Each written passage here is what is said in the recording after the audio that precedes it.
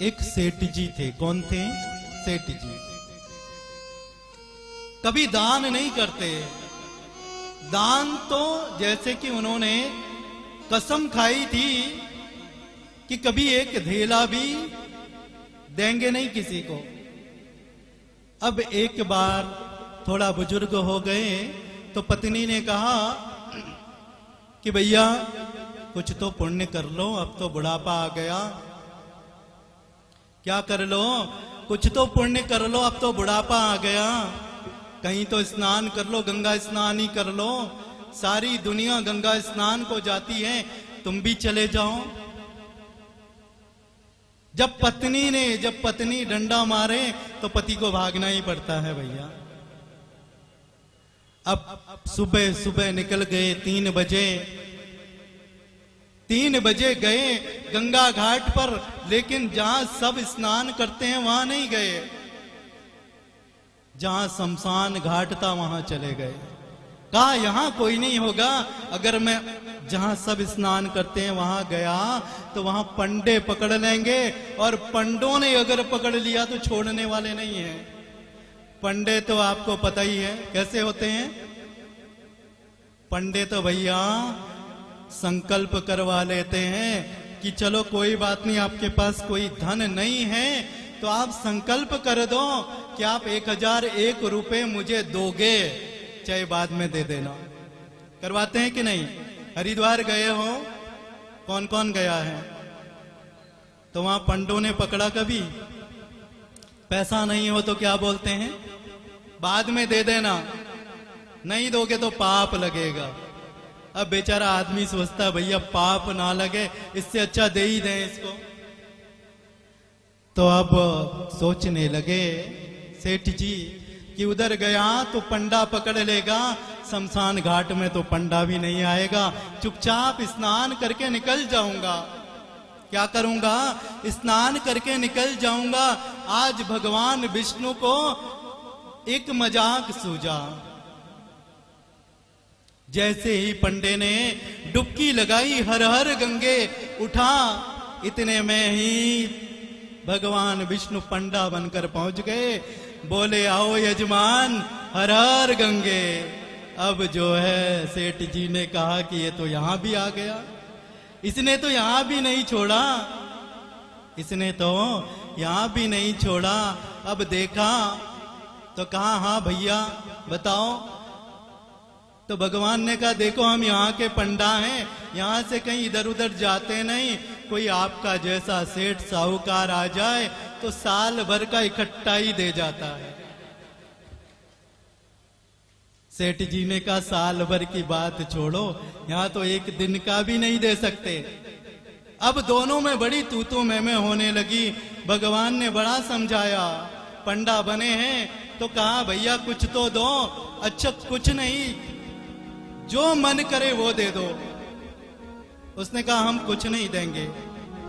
भगवान ने कहा उधार ही कर लो। पंडा, अब वो सेठ जी ने सोचा कि इससे जान छूटे, इसीलिए उधार कर दो। 1 रुपए का उधार कर दिया कि मैं बाद में दे दूंगा। अब पंडा जी कहते हैं कि नहीं, उधार होगा तो संकल्प के साथ होगा। संकल्प कर दिया 1 रुपए का। अब संकल्प होगा। सेठ जी चल दिए घर की तरफ। घर में पहुंचे, थोड़ी देर बैठे ही थे कि दरवाजे में आवाज हुई, खटखट खटखट। अब जैसे ही आवाज हुई तो सेठ जी ने पत्नी से कहा जाओ देखो कौन आया है। पत्नी गई देखने तो पंडा जी द्वार पर खड़े हैं। अब पंडा जी ने कहा सेठ जी से कहो कि हम आए हैं पंडा जी, हमारा 1 रुपए देना है। पत्नी दौड़ी दौड़ी आई। अरे वो किसी से उधार करके आए थे क्या? पंडा जी आए हैं दरवाजे पर। पंडा जी दरवाजे पर आए हैं। सेठ जी ने कहा कि पंडा जी को बोल दो कि सेठ जी बीमार हैं। क्या है सेठ जी? सेठ जी बीमार हैं, ये बोल दो। अब पत्नी ने भी जाकर के बोल दिया कि सेठ जी बीमार हैं।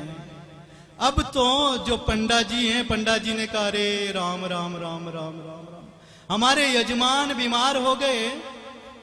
क्या कहा कि हमारे यजमान बीमार हो गए, अब तो हम वैसे ही नहीं जाएंगे, जब तक ठीक नहीं हो जाते तब तक यहीं रहेंगे, उनका दवा पानी करवाएंगे, तब तक जाने वाले नहीं हैं। प्रेम से बोलिए। अब तो पत्नी ने आकर के कहा सेठ जी से कि आपके पंडा जी तो कह रहे हैं आप बीमार हैं, हम जाएंगे नहीं। सेठ जी ने कहा बोल दो मर गए।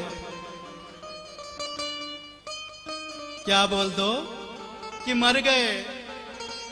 अब तो पत्नी ने जाकर के बोल दिया कि अरे पंडा जी, रोती भी गई, क्या बताऊं, सेठ जी बीमार थे और बीमार होते होते अभी अभी मर गए। अब तो पंडा जी ने कहा अच्छा मर गए।